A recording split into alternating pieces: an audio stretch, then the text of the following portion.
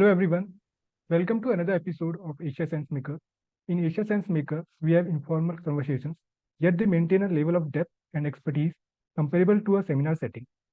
Today, we have with us Dr. Aparna Pande, and she would be discussing India's emerging foreign policy. Dr. Aparna Pande is a research fellow and director of the initiative on the future of India and South Asia at the Hudson Institute, United States. Dr. Pande wrote her PhD dissertation on Pakistan's foreign policy. Her primary interest is South Asia, focusing on India, Pakistan, Afghanistan, foreign policy, and security. Dr. Pande has contributed to the American Interest, the Hindustan Times, the Times of India, the Live Mint, Huffington Post, the Sunday Guardian, Frame, and Real Clear World.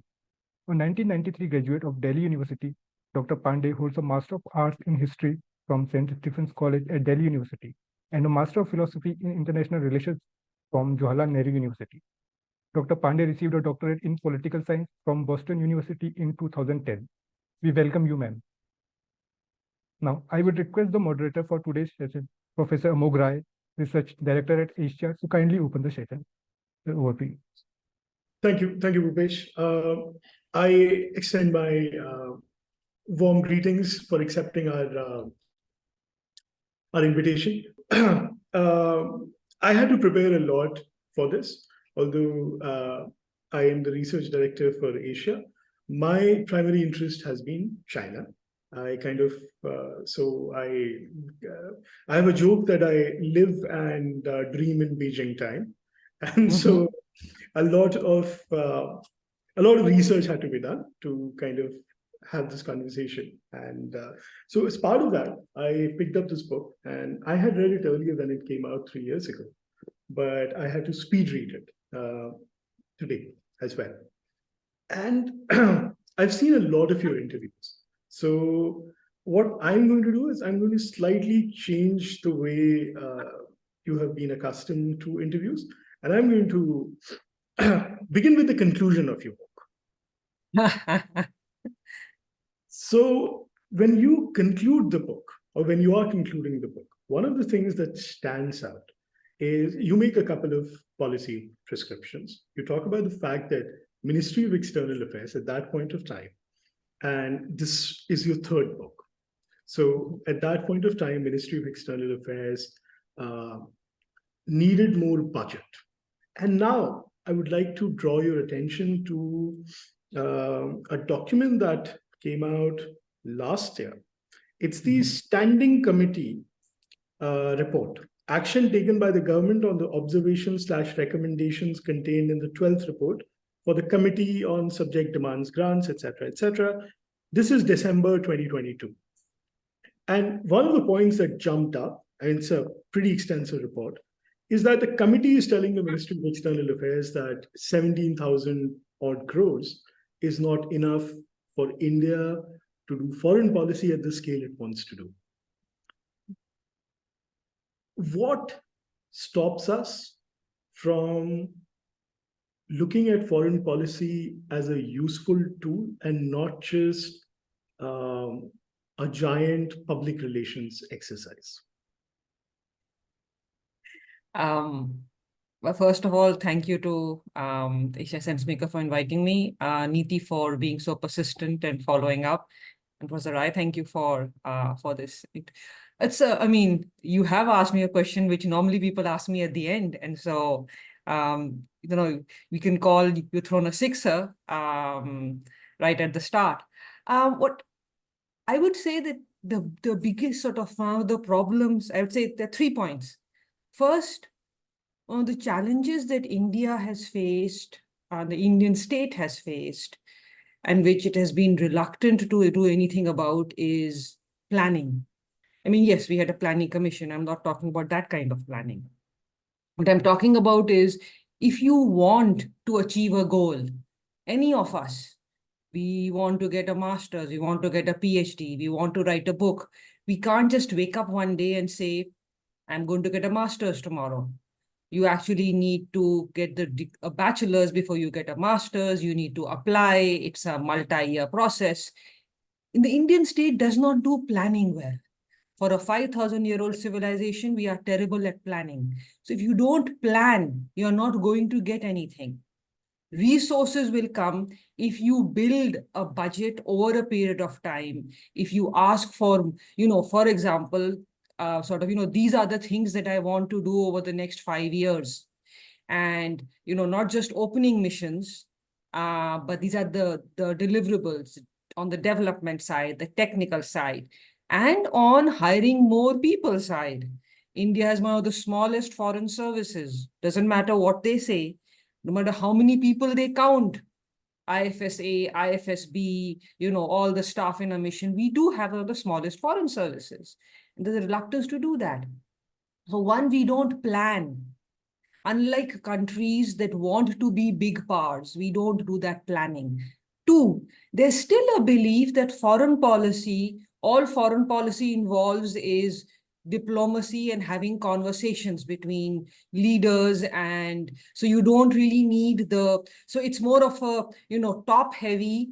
You don't need too many people, at the mid and lower levels, all outside. And so there's a reluctance to believe that, 5 foreign service officers recruited every year should be fine. Why do we need more than 5? Why do we need 30 or 40? Why do we need to build a large service? Well, Brazil has 7 times and China has 10 times. Even Israel has more and Singapore has more foreign diplomats than India does. Quality cannot compensate for quantity. You do need people, but there's a reluctance. So, it's like one person can give talks at 5 forums. That should be enough for us. There's a reluctance to understand that foreign policy isn't just conversations and dialogues or public relations. So there's the second part. The third is that at the end of the day, and this is true for about 77 years of modern India's existence, the Indian state's priority remains creation of jobs at home, territorial integrity, internal security, and development. So every foreign, defense, economic, social policy is geared towards creation of jobs at home. Foreign policy doesn't really create jobs at home. And I will stop by giving one example. How many members of parliament want to be on the Standing Committee of Foreign Affairs or the Consultative Committee? I mean, over the years, whenever I've had conversations, they say, but what does that give us? Sort of being on something where you can give jobs at home, where you can say you did this, that matters. And unless you build sort of, you have a certain number of members of parliament who actually join the committee, then stay in the committee for a couple of years, you don't build that interest, which extends beyond just 1 or 2 people or 3 or 4 people joining it. And tied to that would be historically the external affairs minister or defense minister are simply senior members of the political party. They're not really people who have years of expertise in defense or external affairs, and therefore are able to convince their members of parliament and their party that you need to give more money to this ministry because it needs to do more work. I mean, I would say the same thing applies to defense. If we talk about defense, the defense ministry is not really given the resources. I'm not talking about the services. I'm talking about the civilian part of the defense ministry. It doesn't do, for example, the country that you work on, China. Sort of compare the Ministry of Defense there to the Ministry of Defense in India. The Ministry of Defense in China plans 15, 20, 40 years out. They plan 100 years out what China would like the world to be. Does the Indian Ministry of Defense do that? Do we do any planning for who our competitors and our rivals and our threats will be 20 years from now? Forget about 100 years from now. I'll stop there. Thank you. This actually raises an interesting corollary to this. So I would take you back to your second book now.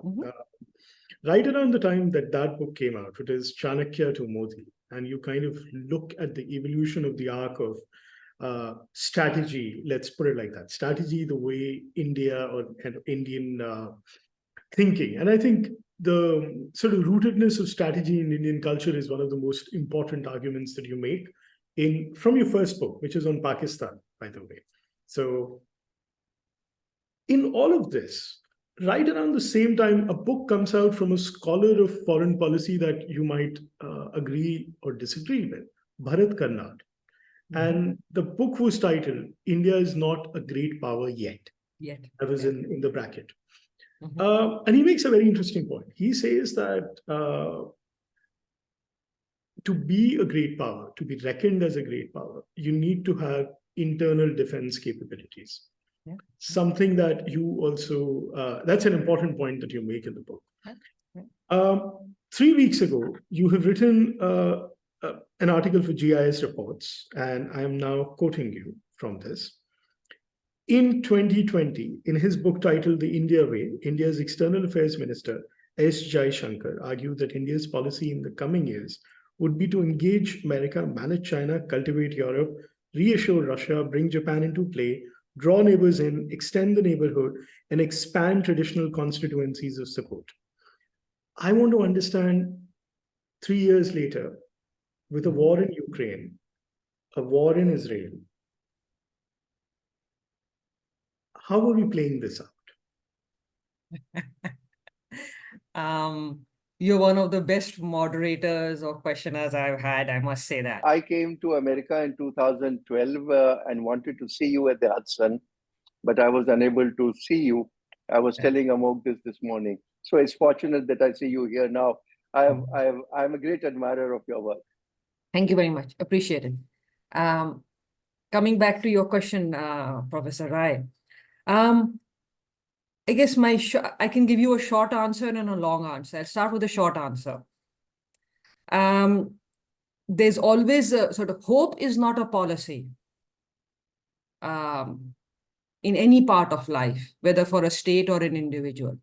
The Indian state, modern Indian state, from 1947 has always desired a multipolar world order. Because a multipolar world order is the only world order in which India can play a role. Now, during the Cold War, India's advantage was that the two poles sought the countries in the middle. So as the leader of the non-aligned movement, India had a lot of leverage. Also, at that time, sort of, the two poles were very different, right? Sort of, there was no interaction between the two sides. And so it was easier for India as a country which sort of, which was being wooed to be wooed from both sides. However, at the end of the day, a country is a big power. And I agree with Dr. Karnad, but I'd go back some decades. There was a scholar, and some of the people on this call may have heard of him, called Hedley Bull, who wrote on, realism, anarchy. And he had a sort of phrase about, or definition for what a great power is. And he said a great power is a power which has, you need to have military or hard power, military and economic power. You need to be recognized by the others. So if I want to be recognized as the great power among the 16 people on this screen, I need to be able to convince all 15 of you, or at least 14 of you, that I am the great power and you vote for me. I don't need to go with a stick to everybody's door. As long as I have a stick that you are scared of, you will by default recognize me. So my peers need to recognize me as a great power. China is recognized as a great power by its peers. India is not. Sort of saying that we are a Vishwaguru, saying that we are a great power does not make us a great power. Coming back to that statement, again, it's a reflection of a desire for a multipolar world order. That if we can engage with a country, sort of India has good relations with Russia, Japan, European Union, United States. I will leave Canada out for now. countries in Southeast Asia, the Gulf countries, countries in Africa and Latin America, that by default means that India is a great power. No.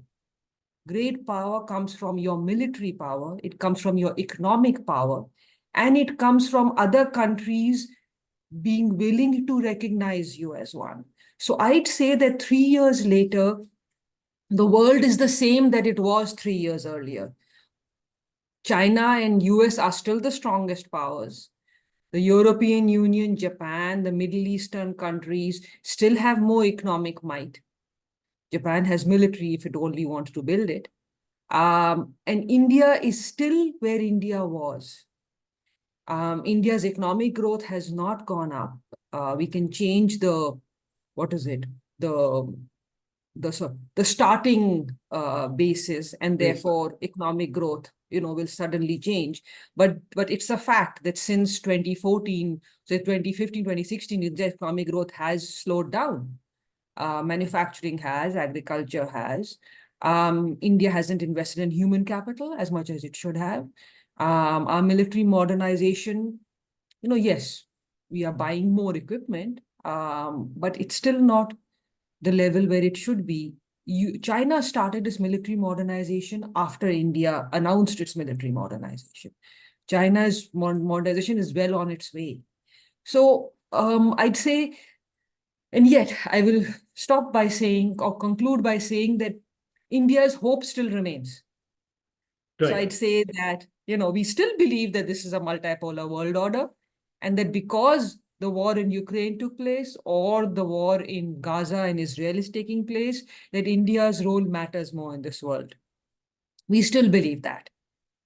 The hope spring eternal. And, absolutely.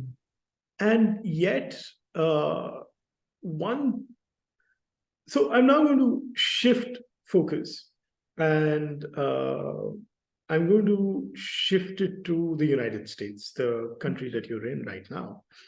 And you're part of a think tank. And if I'm not wrong, that's what the Hudson Institute is. And you're the director of the New India Initiative.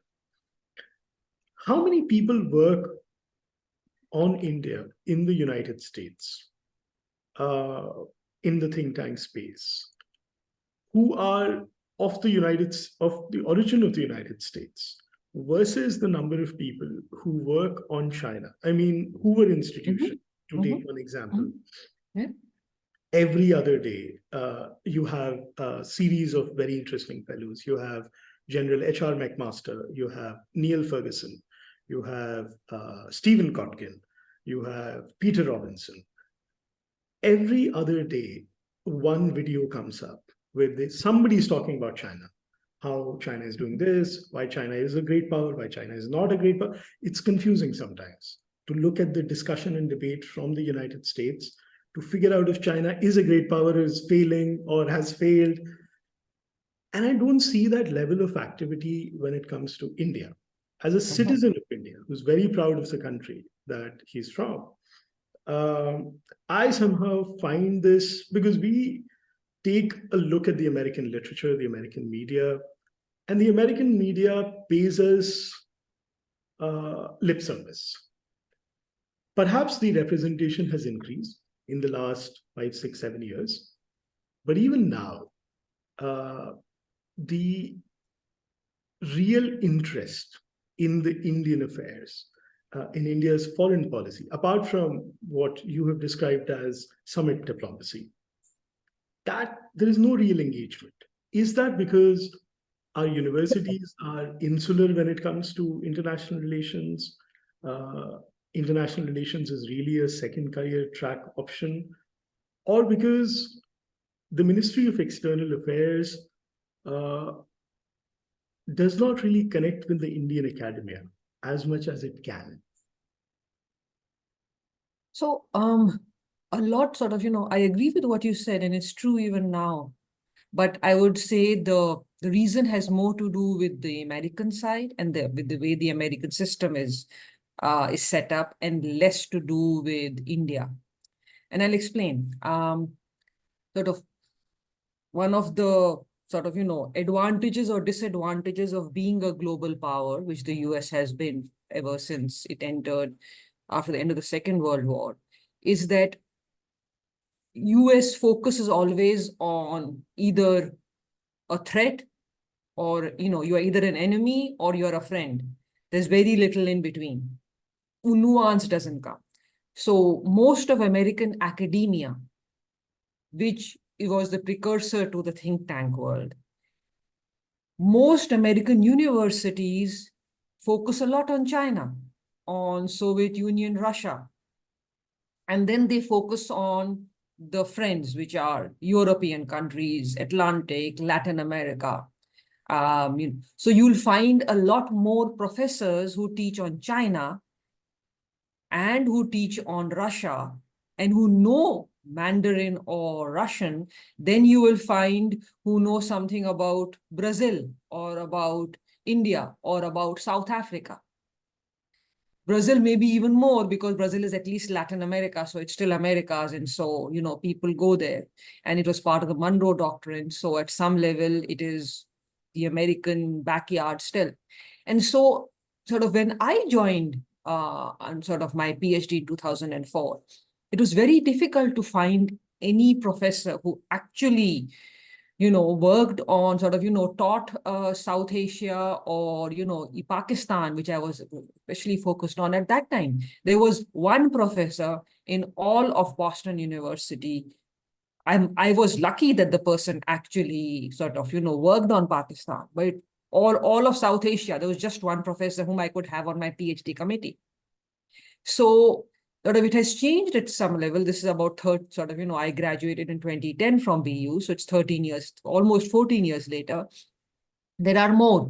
But so the resources come primarily because the national security establishment of the US by default is concerned with friends or foes. That translates into the think tank circuit as well. So every think tank has people who work on China, who work on, and therefore East Asia, who will work on Europe, and who will work on, to some extent, on Latin America, who will work on Middle East. But Africa, there's nobody, almost nobody. There's nobody on sort of, there'll be one person who works on South Asia.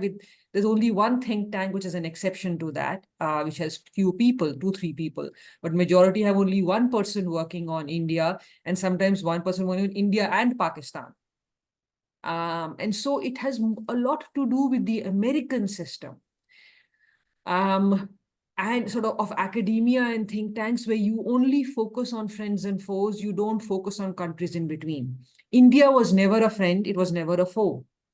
So it never came in. In the last decade, the number of people working on India has grown primarily, I would say 50% because there are people, like me and others who did their PhDs on India or Pakistan. And therefore, by default, we went out and, think tanks realized there's a need, there's a growing interest, a growing relationship. India is quote unquote a friend, even if we don't want to be called an ally. And therefore, there will be an interest. And so that has grown. I would say it is changing mainly because over the last few years, the number of interns I get, the number of people interested in doing an internship, the number of people who want to work on India in this city and from other universities has grown. So it's sometimes very difficult for them to get internships, even forget about jobs. But there is a younger generation of people who want to work. And so that will change, but that's the main reason. It has to do with the American system. Right. So the reason of course, I am aware about these realities. The reason I asked you this is because we see ourselves, I think, with the focus of the Prime Minister has been on building relationships, which can then translate to strategic goals. But the Prime Minister, and even to a larger extent, the External Affairs Minister, cannot be held responsible for getting the minutiae done. So if India is not a foe, if India is not a friend, but it has to transition into a friend, and so with a greater expansion. And the reason I ask this question is because A, has that happened? Of course, you've answered that. But B, when you And you've written a series of interesting articles with Hussein Haqqani for The Hill, especially the series of articles that came around September when India was doing G20 presidency summit. And this is a sort of a thing that you take in almost everything that you've written. You write about the achievements that have been unlocked. We are now 3-4 months after that. This year is drawing to a close, and it's very fortunate that we have you here just before all of us break for Christmas. How would you describe 2023 from India's foreign policy point of view? So Professor Rai, here I will ask you, what do you count as achievement? And I will answer the question I asked you. It was rhetorical. Right. So from the point of view of pomp and show, this is India's year. It started with India. It is going to end with India. You know, from the Global South Summit to the G7, Quad, BRICS, SCO, G20, or let's say multiple G20s, right till November. I think November was when we finally November is handed the over. final summit that the Prime Minister Yeah, presided. final summit sort of handed over. And so it has been India's year on the pomp and show. There's been a sort of, you know, a mild issue which has happened towards the end, which is taking away a little of the shine, especially in the US. But by and large, the pomp and show has continued. So it's India's year. Every country is talking about India. Countries want, you know, countries want economic ties with India. They want diplomatic ties with India. They want better relations with India. India is trying to reclaim its position, its former position as one of the leaders of the non-aligned world to becoming one of the leaders of the global South. In some ways, trying to push back at China and say, I am the leader of the global South, not you. Its relations on the diplomatic level with countries in the West, in East, are very good. But if we come down to substantive, what has India's foreign policy actually achieved this year? I would say that when, you know, all of us have attended weddings, and at the end of the wedding, when the shamiana is lifted and everybody's gone home and they are cleaning everything up, then the parents sit and think, okay, the girl has gone or the boy has gone, everything is done, and now I have to pay everybody, right? So the question at the end of in December is, okay, so all this pomp and show and regalia is over. Where is India today versus where India was in 2022? I'd say India is the same position it was in 2023, 2022, because India's economic growth has not improved. You know, sort of India's military sort of potential, sort of, you know, status has not improved. There's been, you know, sort of India isn't on any, yes, the global South, but India is not on the UN Security Council or anything like that. Our country is wooing India, yes. But that I would say has to do with global realities and less with what India is doing. It has to do with India has this 10-year window when countries are trying to look at options other than China. The US is pushing that. Countries see India as a potential, and so they are investing and building ties with India. But that has to do with geopolitics. Geopolitics can always change, as we know. And so a few years later, this may not be the situation. So India is the same position where it was in 2022, or it was in 2020, or as it was in 2017. India has not changed or built its potential. The fact that others are talking about India does not mean that India is a great power today or a big power today or a regional power. If we were that, if things had changed, you know, the elections in Maldives, where is India? The upcoming elections in Bangladesh, how are they going to go? Elections in Pakistan, what is going to happen? Sri Lanka, where are things going? Bhutan, The one country where we used to, always say, nothing will ever sort of, have a sort of, everything will go well. They are improving ties with China, or at least trying to settle part of their border. Nepal. Any country which wants to be a global power has to be a regional power first. The US may have a border dispute with Canada and some issues with Mexico regarding immigration, but both of them recognize US as the top dog in North America. India needs to be recognized as a regional power by its neighbors before the rest of the world will recognize India as a global power. And India's neighbors do not recognize it as a regional power. That's a pretty contentious statement you made there. I mean, at some point of time, this is going to go on YouTube. Hopefully, it is not discovered by people who are going to make an issue out of it. But continuing Perfectly on. fine. It's not. I have written all of this. Everything I say is written. My advantage is I write. I have books. I have op-eds. I have talks, and so there's nothing I have said here which I haven't written. I think it's only fair, Amog. It's only fair what Amog with what Aparna is saying, and I'm really sort of so glad that you have her as a sense maker. This is clearly one of the best talks we've had. Right. Absolutely, sir. I 100% agree with this, but I was just about to kind of build up on it. And I was trying to think as China does. I'll take you, with your permission, for a minute and a half towards China.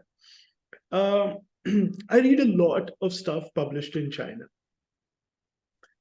And we don't really make the cut as a sort of a country. Of course, this is happening, India is doing this. One of the things that China often does talk about when it talks about India, I mean, when I say that it doesn't talk, it's not that it doesn't talk at all. Of course it does. But say not as much as it talks about United States or Taiwan. I mean, Taiwan, it goes on and on and on about. Technology. So when we talk about technology and the fact that we consider the technology is one of our forte, and yet technology as a foreign policy tool, there have been many announcements about, say, COVID, the vaccine platform that India had made would be taken over by many countries in the developing world, the global south. The vaccine diplomacy, I think that is one of the most remarkable things that India did compared to China. But all of this often does not close the loop when it comes to involving startups, large companies, big companies, small companies, any kind of companies. Where do you see the resistance in making private sector an extension of the state policy? I will give you two examples. Not that you need them, but just to make my point. One, Vietnam. So a lot of people who are not looking at Vietnam don't know this, that Vietnam is having its own China moment right now. Yeah. Of course, the numbers are going up, but internally, the Vietnamese have suddenly rediscovered that they're a communist state. And anybody who says anything that they don't like. So Vietnam needed a lot of green energy money. Everybody who worked on that deal and was part of the civil society is behind bars currently, most of the people. And yet, state pushes out private sector, civil sector, as and when they are needed. But when it comes to state capabilities in India, there is an idea that some people are going to come in, act as voluntary help, and then go out. Why is technology not a push from our side as part of our grand strategy? And this brings me to the question. Sorry for the long-winded question. What is our grand strategy?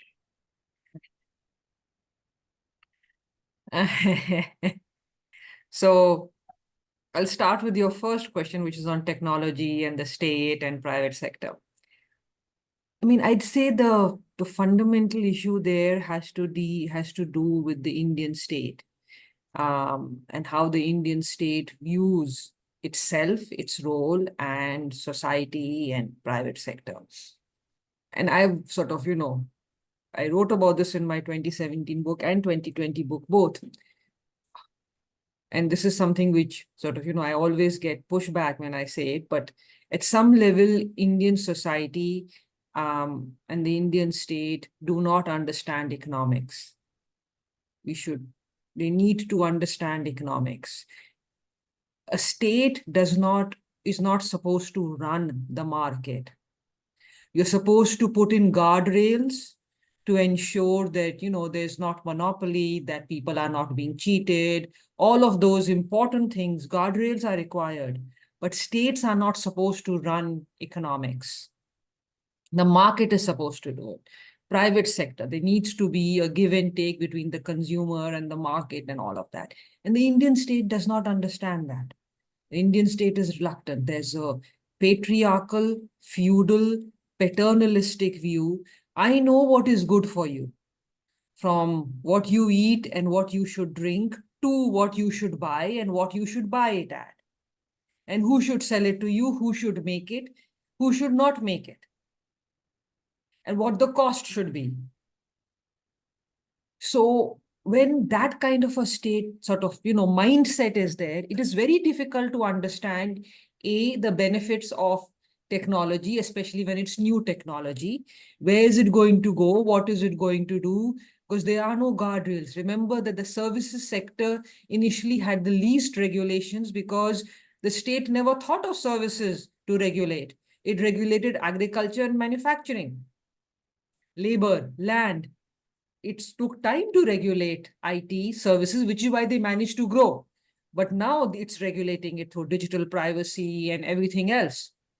Well, there is a, sort of, and why does the state do that? Because the state believes its role is, again, what I said earlier, that you need to provide employment and jobs. There's a social aspect to economic policy as well. Will technology benefit that social aspect? Will technology lead to jobs creation? Will it take job creation away? So that's what fundamentally sort of, that's the mindset which comes with. So technology is accepted where technology helps. So to some extent, DPI is good. UPI is good. All of these ways, because here you are helping. It is seen as helping the average person. Whereas I don't know where e-commerce will go. I don't know whether wholesale should be allowed. So therefore, I will only allow retail. Right? And so there are these sort of, so it's an ad hoc guardrail. It is not a planned, that, okay, I will start off with these 10 regulations, then I'll come down to 8, then 7, and okay, come down to 3, but leave this one because I believe that, sort of some segment of society need to have access to, food or food at a certain price or things like that. It's ad hoc. Today I decide, I will not allow export of rice. Tomorrow I decide, that laptops will be banned. Oops, no, I will reverse the ban. So it's an ad hoc policy, because the state's view is still that I need to decide whether or not this should be done. So it's very difficult to have a relationship with private sector when that is the attitude. Because private sector in any country likes consistency. It likes a level playing field. It likes, sort of consistency, not just in regulation, but taxation. And it wants to be allowed to, hire and fire, acquire land, get access to capital, all of which the state has been very reluctant to implement. So the state prefers public sector enterprises. It gives preference to some private sector enterprises which are willing to play by the rules, but it's not really open to, allowing the market. There's sort of, belief sort of keep having guardrails on the market is good. Sort of telling the market what it should do and how it should behave creates problems. But the Indian state believes the latter, not the former, unfortunately. And I would now urge you to answer the second question, which is, what is our grand strategy? I'm very excited to learn this, because I think that, of course, grand strategy is not something that you put it on a document and then circulate it to the world. But is it consistent? You are a scholar of the field. So I'll give you two answers here. I would say the Indian state and Indian foreign policy and security establishment believe that there is a grand strategy, which goes back in history. They go back not just to Chanakya, but all the way through Mahabharata and Ramayana and everything else right down to the present day. I accept that Chanakya was in one of India's strategies. I also am one of those who believes that after Chanakya, we did not have any strategies right down to modern times. Like I agree with what K. Subramaniam wrote, that, there was no need, and there was a reason for that.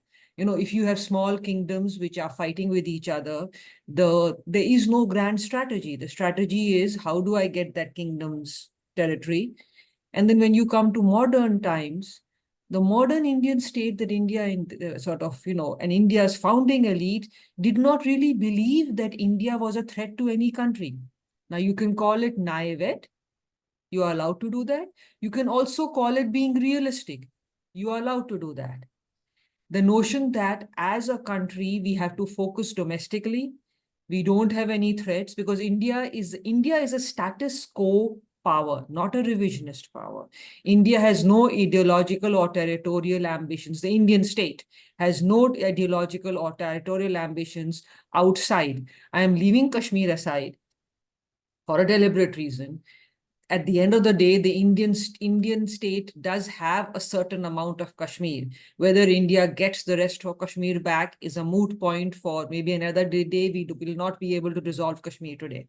But India does not have any territorial or ideological ambitions, unlike China, unlike the Soviet Union did. So it's a state which did not see threats. And the assumption was, if I am not threatening you, you will not threaten me. So the state did not really plan and strategize for what's going to happen 5 to 10 years from now or 20 years from now. So I believe the strategy at some level, and that's where in India's grand strategy, in my opinion, at the end of the day, it has a status aspect and an inward-looking focus. The status aspect has to do with, it doesn't and it doesn't have to do with the state even. And I would say this applies to any Indian born anywhere in the world of Indian descent. You are taught that you are part of a civilization which is 5,000 years old, continuously 5,000 years old. And there are only two such continuous civilizations, the Chinese and the Indian. You were there, you are there, you will always be there. There is no country or civilization that can take India over. You are too big. So therefore, there is a presumption of, we were a great civilization, we are a great power, the world has to recognize it. So the first part of Indian grand strategy is just ensuring that there's recognition by the rest of the world that India is a great power. And for that, for that, all the levers of foreign policy and state have been applied. India believed in great powerdom going back to 1947. Let's go to the speeches of Nehru and others in the 1930s and 40s. sort of partly, I wouldn't say Mahatma Gandhi, but almost all the other leaders who spoke on foreign policy, especially Nehru, believed we were a great power. So it's sort of, at some level, it is very status and position driven, not in a bad way. It's just in a way that, we are there, we just need that recognition. Second part is India's focus is always been and will remain for the foreseeable future, its neighborhood. And here I mean primarily South Asia and the Indian Ocean region. Drawing India out of that region is very difficult. It is akin to anybody who has a little 4-year-old. Try and drag the 4-year-old. You will be dragging that kid. The kid is not going to walk on his own or her own. Because for India, India's primary concern as a modern state which lost territory in 1947 is it should never have to lose territory. So your strategy is, how do I maintain internal security and cohesion? And how do I prevent other countries from taking over my territory, whether it be China, whether it be Pakistan, whether it be any other country I foresee as wanting to take over territory, whether sort of on the ground, on the land border or in the ocean. The only difference is, I would say, is that is that in recent years, India does believe that the Indian Ocean also matters. And so, from the Gulf of Aden to the Straits of Malacca, basically is important. So the Gulf of Aden part is more important, the Persian Gulf, because of India's economic. And so, economics matters, energy matters, diaspora citizens matter. So sort of maintaining and ensuring that India can have peace and security and stability in the neighborhood, peace and security and stability to ensure India's economic growth and social growth, and status for the country are what the Indian state has wanted, has sought, and continues to do so. Thank you. That brings me to a very interesting point. I've been trying to work it on my notebook. How do I get it in? But I've got a shot now. So a few days ago, 8th of December, the Russian president made a statement about the indomitable spirit of the Indian prime minister. And that was not relayed through official channels of the Russian embassy. It came up on RT and Raptly, the RT's quicker version, in Hindi and other languages. That is a capability that India has, I think, much better than Russia does at this point of time. Because as Stephen Kotkin keeps on joking, the Russian software industry is currently sitting in Israel. It's no longer in Moscow. So, and this brings it back, all the way back. If that is part of the grand strategy, why do we not have a CGTN? So Singapore has a CGTN. You have a CNN for the Americans, or whatever the new version of CNN is. And the Chinese have the best free advertisement for themselves. It's called TikTok. Everybody is mad with it. It's free propaganda for the Chinese. So, and we instinctively understand propaganda. It's not that we don't understand propaganda. You look at any Indian election, every party does very good propaganda. So what happens when you walk into the North Block and the South Block? How do you forget this? That everything is a giant election campaign out in the world. So why do we suddenly take a backseat and say that the world will recognize us or come to us? I have a very simple answer to this. We don't need all of that. You do realize we have Bollywood and Tollywood and all the other versions. When people are dancing to Natu Natu, sort of, and eating, sort of kebab and naan, and practicing yoga, we really do not need CGTN. And I mean, I'm being serious here as well. India's soft power predates the Indian state's desire to, at some level, even build, sort of use public diplomacy. India's soft power goes back actually in some ways to the 1930s. The first time I think in 1930 or 31, Time magazine's Man of the Year was Mahatma Gandhi. Yes. In 1930, if I'm not mistaken, Will Durant wrote the book about the case for India. Yeah.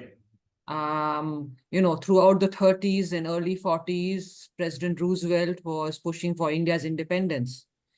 At a soft power level, India has soft power all over the world. I meet an Ethiopian and he will talk about the teacher who was an Indian teacher, or his doctor or his nurse. I meet a Kenyan, I meet a Nigerian, I meet a South African, I meet a Brazilian. They have seen Indian novellas, as they call them. So in some level, India has soft power. Now, can we build on it? Absolutely. But that soft power gives India a lot more than the Confucius Institute and CGTN gives China. Because Confucius Institute and CGTN are tied to this Chinese state. Bollywood, we can debate. There are some movies which are propaganda, but by and large, the movies which people watch, whether Bollywood or Tollywood, because Southern Indian movies are doing very well, from RRR to many others. All of those, relate to other countries and audiences and are not really Indian state. They're not, they're not propaganda. They are actual movies people like, or Indian food. I mean, most of my friends here want to go to Indian food to a restaurant. I'm thinking, okay, sure. But, I may not like the fact that I have to pay so much for dal, which I know I can cook at home. But it's we do have that. I mean, the Indian students, professors, dentists, there's an Indian soft power which has been built around the world. Can it be dented and hurt? Yes, it can. Things happening inside India will hurt India's soft power. But this is a better version of soft power than a state version of soft power, because that is very often comes out. I mean, the Chinese, the Pakistani, even the ISI tries to do it, the Russian, even during the Cold War, the Americans, many people don't know that, the American soft power propaganda also included movies. Yeah. Which some of us may have watched. Like I love Dr. Zhivago. It was years later that I learned that Dr. Zhivago was part of, a propaganda. Great movie. And Louis Armstrong. Yeah, absolutely. But, this soft power has helped India. And I I wish we just continue along these levels where it is a people to people, or it is, it has nothing to do with the state. Because that creates problems when the state does it. But state is encouraging. So that is a good thing. I mean, at no point in this am I trying to not, I'm not trying to bat against any. I'm just trying to get the elicit answers from you, which kind of completes the picture.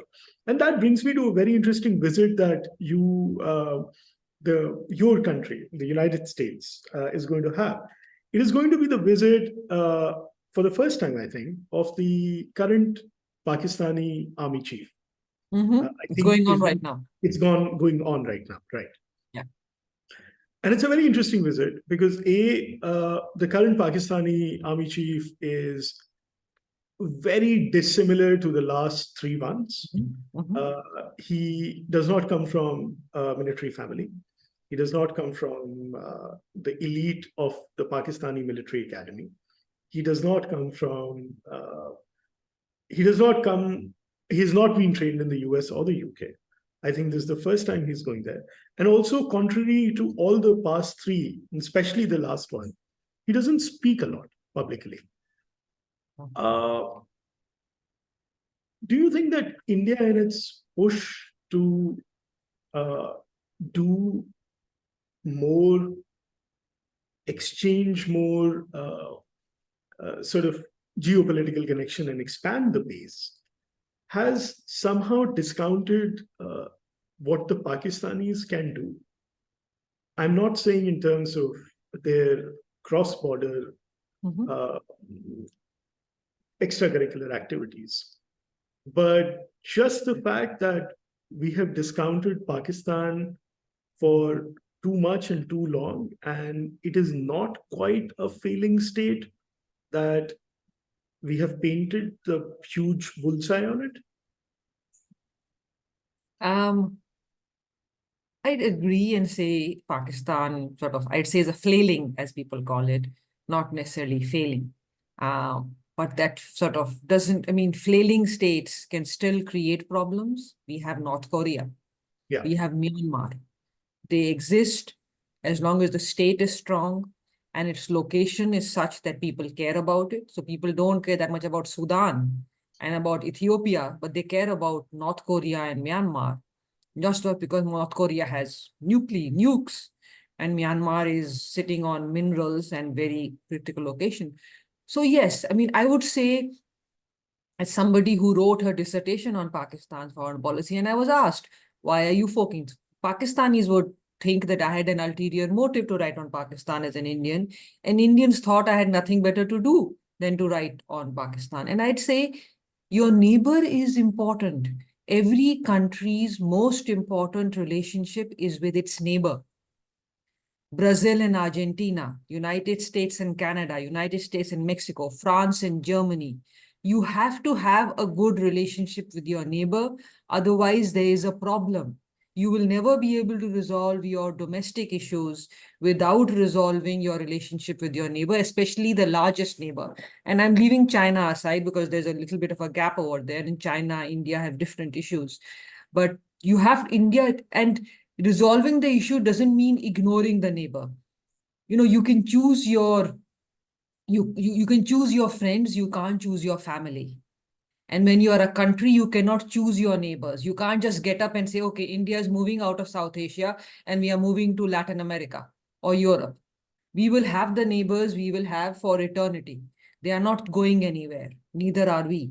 And so India needs to have a better have a policy with Pakistan, which is more nuanced, which unfortunately we haven't really been able to find that it's every prime minister has tried, because every Indian prime minister wants to leave as their legacy resolving the issue with Pakistan, every one of them. And they've always tried, but it's been very difficult. So I do think that the policy of ignoring Pakistan or isolating Pakistan won't work fully. It has worked to a large extent, primarily because of Pakistan itself. So Pakistan's economic problems, Pakistan use of jihadis and Islamist groups, Pakistan's poking every neighbor, Afghanistan, Iran, India, the Central Asian countries, the Gulf countries, United States. Its relations with all of these countries have spoiled because of what Pakistan has done. And so its flailing economy has to do with Pakistan's own internal inability to resolve its structural issues, a lot of which have to do with the army's role.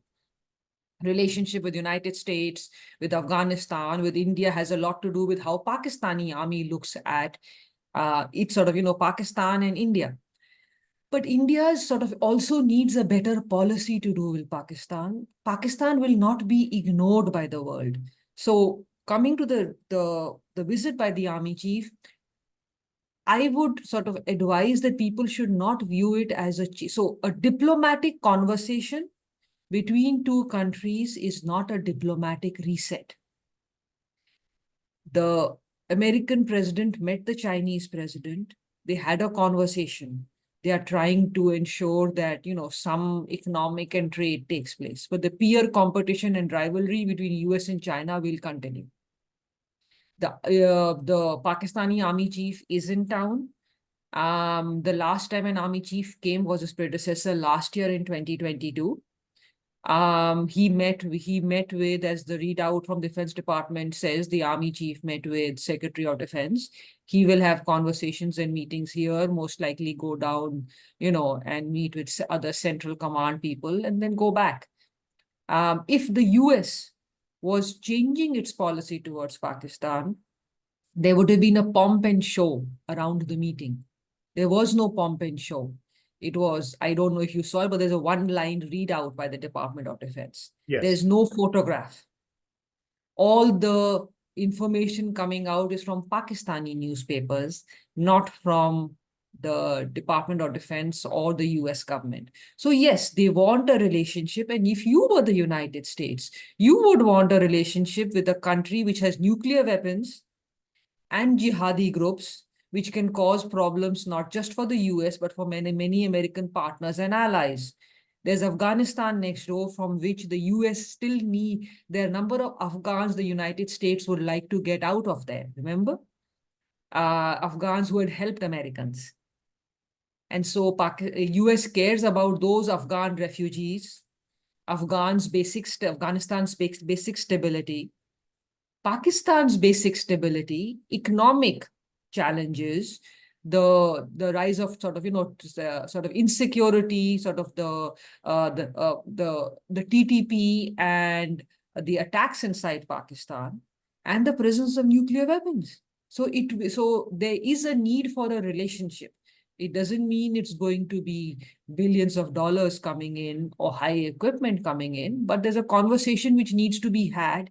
And at the end of the day, whether, people like it or not, or Pakistanis are comfortable with it or not, the army chief still remains Pakistan's sort of, most prominent personality, and the only institution, mainly because it has spoiled every other institution and not allowed any other institution to function, the only institution that functions. So, and remember, it's not the American president meeting the army chief. It is Secretary of Defense meeting the army chief, or the central command, sort of general meeting the army chief. So it is a conversation they want with the person they believe can ensure their stability in that country. And so it is natural, and that is how India should view it. I don't think that is how India will view it. Unfortunately, every time something happens, we believe, the US is no longer, or US is a fickle ally and it's not a good ally of ours. And that's not the way it happens. If India can have conversations with both Israel and Iran, if India can have a good relationship with Russia and US, if India sort of does that, it should understand when the other country has a basic relationship with Pakistan as well. And finally, it helps India if the US has some leverage or pressure on Pakistan, because sooner or later there will be an attack or there will be a problem which India will face, and that jihadi group will be tied to Pakistan. And if and when that happens, India needs the United States to be able to put some pressure on Pakistan. Right. So you have been very generous with your time. So what I'm going to do is I'm going to get into a runway of last two questions and open it up to my young team. Hopefully we have time for that. Yeah, sure. Okay. So second last question, very easy as it can get. Central Asia. So there is a new development. It's called the Organization of Turkic States. Not very new. It's Turkey's great grand plan to get into Asia. An interesting member of that country or that group is Hungary, which has decided that it's part Turkish. I have no idea how that came to be, but there is a great justification apparently. In all of this, when we look at India's foreign policy, the usual suspects are the United States, Pakistan, China, our neighborhood, look east policy, which has been going on since Prime Minister Gujral, and it has been strengthened under Prime Minister Modi.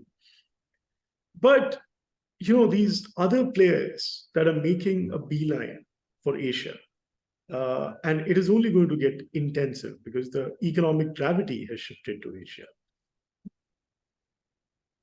How do these countries deal with their their idea of the world conflicts with our idea of the world? So what do you see as the possible ramifications of this? So, and I will use your example of Turkey or Turkey. I'd say part of it has to do with history and the Turkish state's desire to recreate an Ottoman caliphate under Recep Tayyip Erdogan. Part of it has to actually do with, sort of when there's a vacuum, nature abhors a vacuum. We are all taught in science classes. And so sort of as Russia gets weaker in Central Asia, China is there, but the Central Asian countries are Turkish, many of them Right. in ethnicity, part Turkish. And so some of them, their sort of, their cultural and ethnic relations with Turkey goes back centuries, and they've had relations. And under Erdogan, Turkey believes that it can actually, get access to these countries, maybe set up those pipelines for energy, become the transit, sort of, if you recall when the IMEC corridor announcement was made, the India, Middle East, Europe economic corridor on the sidelines of the G20, Turkey protested against it, saying that we already have a corridor which is going to Europe. You should use that. Why are you creating a new corridor? Because Turkey wants to be seen as the country which is the gateway from Asia into Europe, which is why its relations with Iran, sort of, Iran, Afghanistan, so as to become the gateway. But I'd say the problem Turkey, for example, will face is a problem similar to the problem Pakistan faces, which is that you're a country which has oversized ambitions. A country cannot become a great power or a great player on the shoulders of other countries. You need to have something. And the Turkish economy has suffered drastically and dramatically under Erdogan. The lira has dropped. Investors have pulled out. Relations with Europe are bad. Relations with US are bad. However good relations with China and Iran may, you are still at one level dealing with a country whose focus always is a hub and spokes model, China, where everything has to go back to China. And you're dealing with Iran, which is partly sanctioned right now. So Iran can give you oil, sort of in return, but what are you going to offer Iran? So you need countries, you need to build your economy and your growth before you can actually play a bigger role. So Turkey can be a gateway for the Central Asian countries, but then there are lots of countries which want to be gateway for Central Asian countries' oil. Turkey is not the only option. And unless Turkey can offer them things aside from, a Turkish ethnicity, why would, sort of Turkmenistan or Uzbekistan or Tajikistan or Kazakhstan, which has the largest number of oil and mineral resources, actually want sort of, only choose Turkey and not choose the other pipelines which are being built or developed. For example, to India. And I mean, the Tapi pipeline has been talked about for a long time, hasn't really worked out. So I'd say there are other players, but let's remember to gauge them based on their capacity and capability. China, yes, a strong player. Russia, still on the security side. Other players who enter, do they have the gravitas to actually do what they want to do, or are they just doing it for the sake of, sort of there's a vacuum, let's walk in, let's see if we can get something, but then can they deliver on it? And I don't know if Turkey can deliver. Right. So this is for everybody who's joined us. If you have a question, this is going to be my last question. I'm going to be opening it up to you. And we have to keep in mind that Dr. Pande has been very generous with the time. So we should keep the questions as brief as possible. I've done my job of asking long questions. So last question, and from my side, and thank you so much for doing it. When we look at foreign policy, how do we make foreign policy not so foreign to everything else? Because when you foreign policy or Ministry of External Affairs, these are places that you go to only for your passport, right? In India, and you are an expert on the India's foreign policy. How do we make people, because there is a lot of interest in the India's story, in young people, young Indians. And yet, when you talk about Ministry of External Affairs, and I think you have said something which I really like, which is you wait for press release and press handouts, and you don't wait for tweets. And yet, a lot of what is being discussed on the Indian side when it comes to foreign policy in the popular narrative, the popular media, is coming from Twitter, Instagram, and other places where you don't actually go down. So it becomes a zero-sum game. Yeah. Pakistan bad, America good, Israel good, Palestine bad, or so on and so forth. How do we kind of keep the discussion simple for a lot of people to engage or be a part of, but how do we also expand the scope with some gravity? It's tough. It's very difficult. I mean, part of it is supposed to be the sort of, the duty of public diplomacy. The government's public diplomacy is supposed to, not just release books, the olden days, but sort of you should release videos, you should sort of go to universities, have officials giving talks at schools, universities, inviting people to come in and look at some kind of archives, museum, all of those. The problem there is, the younger generation, no offense to all of you, are, don't really read that much or read very heavy and big books, don't really read stuff. You prefer something on an audio book or something in a tweet or a WhatsApp forward or an Instagram video. So, and there, then the fine line between public diplomacy and propaganda becomes very, very fine. It's also difficult to say in 30 seconds, which is the attention span of most people these days, when that thing requires, if I have to explain Israel and Gaza conflict in 30 seconds, I am sorry, it's going to be very difficult, except to say, go read this article. Okay, that's all I will be able to say in 30 seconds. So it's very difficult when you have to explain, especially as sort of, times change. On the other hand, one can always have videos on YouTube. One can have videos on ministries' websites. One can share videos. One can invite officials to come. One can have internships. One can have, all of these things, which I think at some level the MEA has been changing. I have been hearing about young people who can, get sort of internships or get jobs as consultants or advisors for a few years. So they have been bringing in younger talent, even if for a year or 2 or 3 years, to help with something on the NSAB or in the MEA and things like that. Because I have many people who send their resumes and they've written that. So I presume the MEA has been doing that, which is great. But it has to be more. It has to be done. And, this sort of, this is what sometimes I recommend to foreign embassies in India, that what you should do in your missions is you should have displays and invite people to come to an embassy. Everybody likes to go to an embassy. You look at the photographs, you get something to eat or drink, you get a little, sort of take home gift.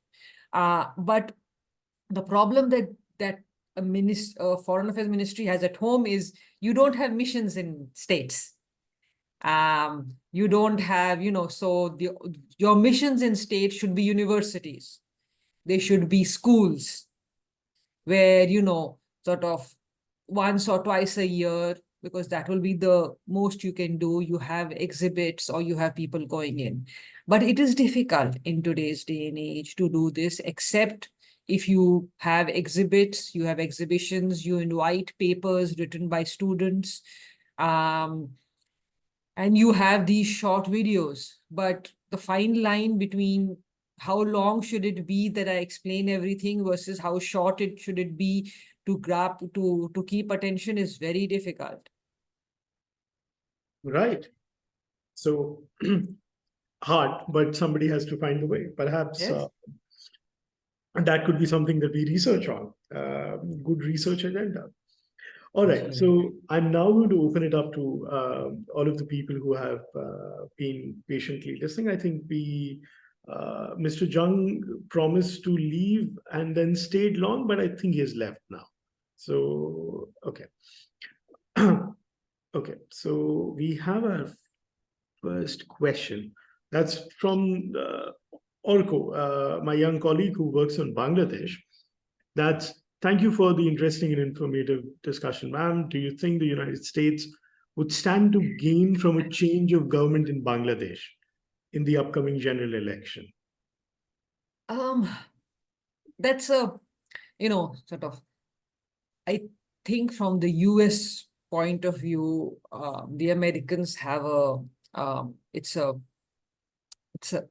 Hobson's choice or a catch-22. And the reason is the US desire is to ensure that there are free and fair elections. And from the American point of view, the American government's point of view, they don't see free and fair elections. They believe it didn't happen last time. It may not happen this time. Because from the American point of view of, American government's point of view of free and fair elections, there should be, there should be opposition parties, so many arrests should not take place. So that's what they are emphasizing, that there should be free and fair elections in a democracy. Now, will the elections result in sort of what would the Americans want?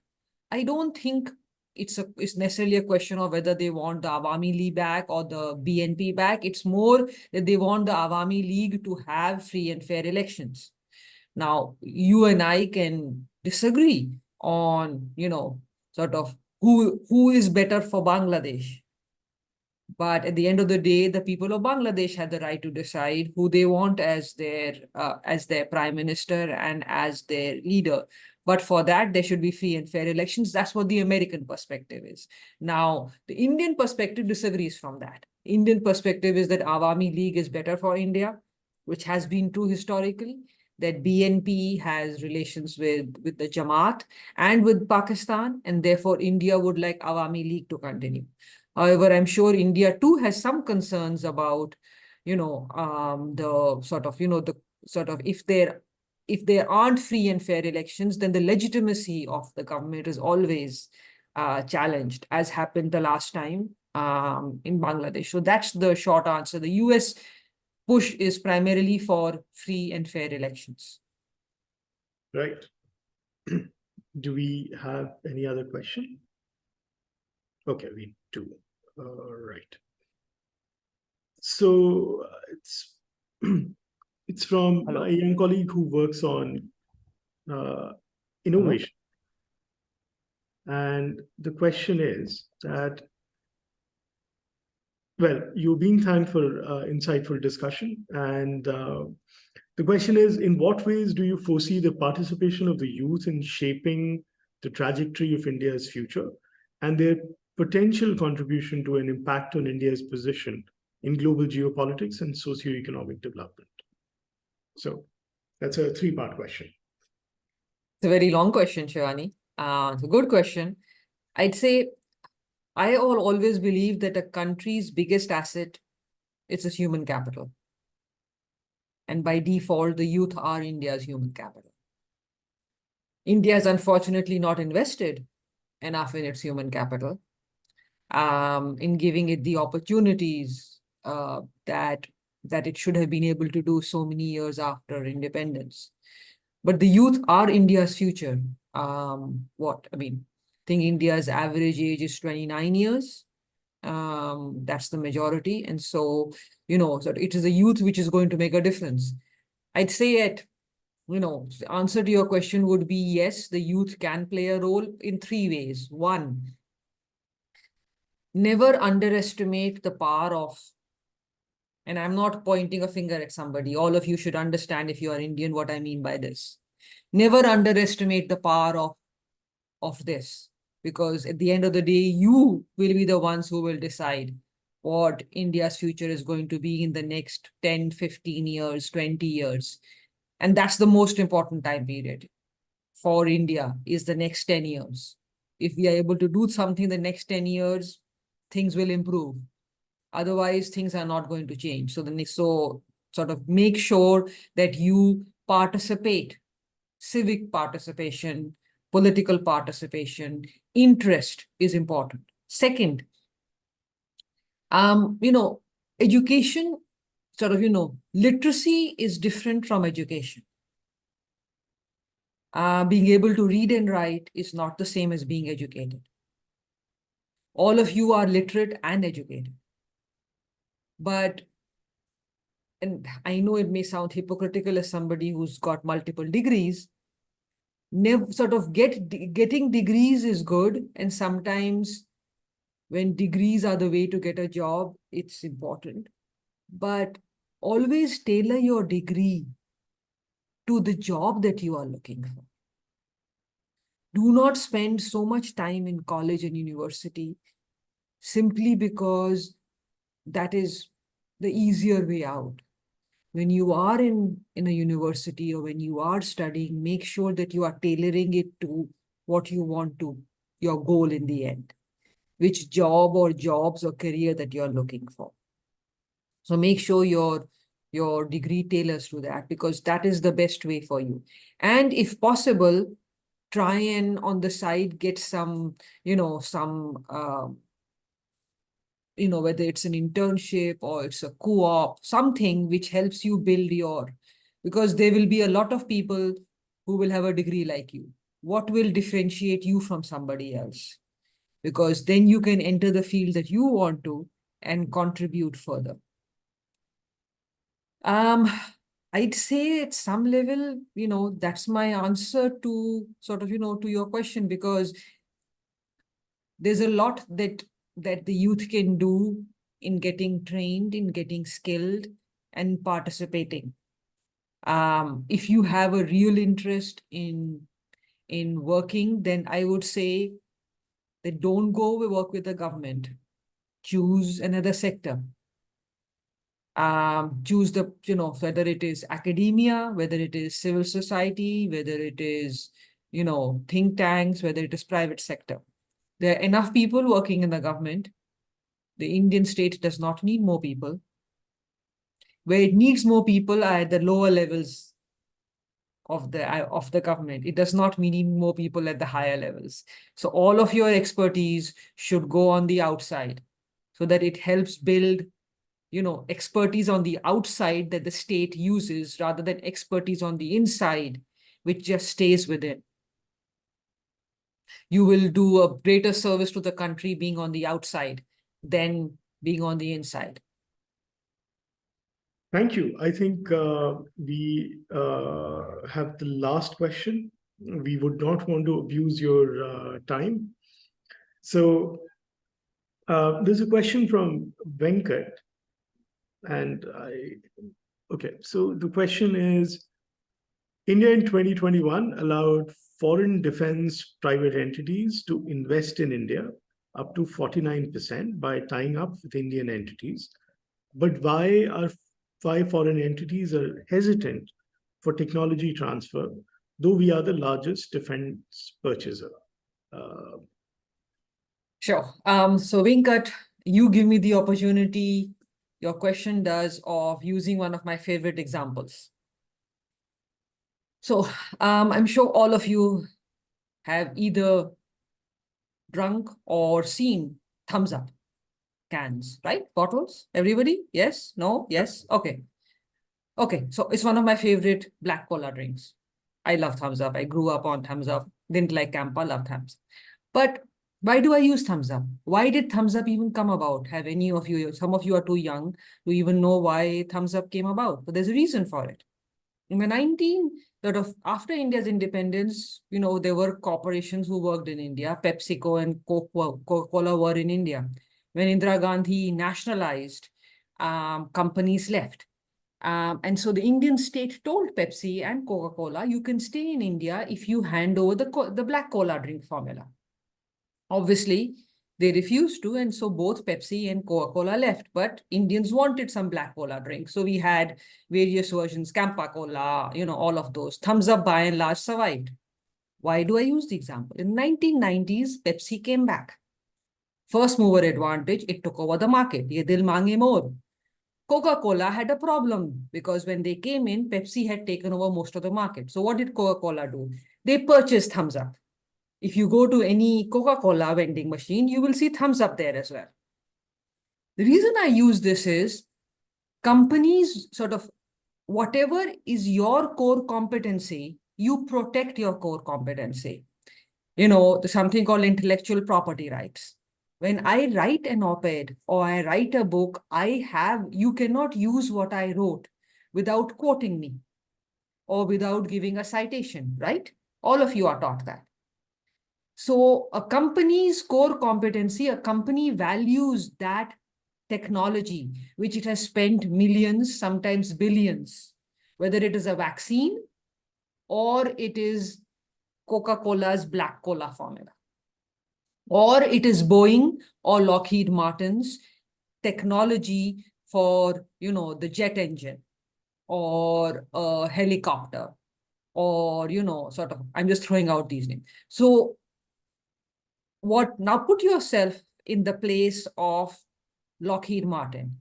Venkat comes to Lockheed Martin and says, well, I am the Indian state. I will give you 49% investment. Hand over your technology to us. What does Lockheed Martin say? If I am giving you my technology, which I've spent decades to build, I want 51% or 60% so that I retain control of my technology, which I built. So you can offer me a lot of money, but it is my technology. Why am I handing it over to you unless I have some control over it? The same thing applies to pharmaceuticals. Same thing applies to anything else. The sort of, you know, take it to another sphere, education. If Yale sets up a campus in India, Yale will want certain guarantees, right?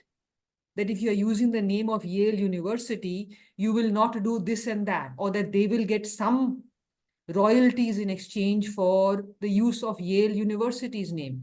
The same thing. So India's primary challenge is, and remember, India does not purchase that much.